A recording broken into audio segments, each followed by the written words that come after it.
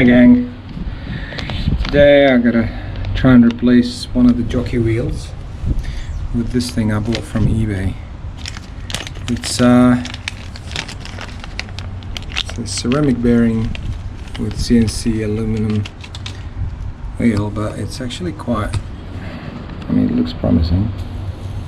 Just nothing but spin. Spin, spin, spin. Keeps on spinning. So it's smooth as silk. Let's see if it actually fits. It looks bigger than the Shimano one, so I really don't know if this is going to work or not. So let's give it a crack. All right.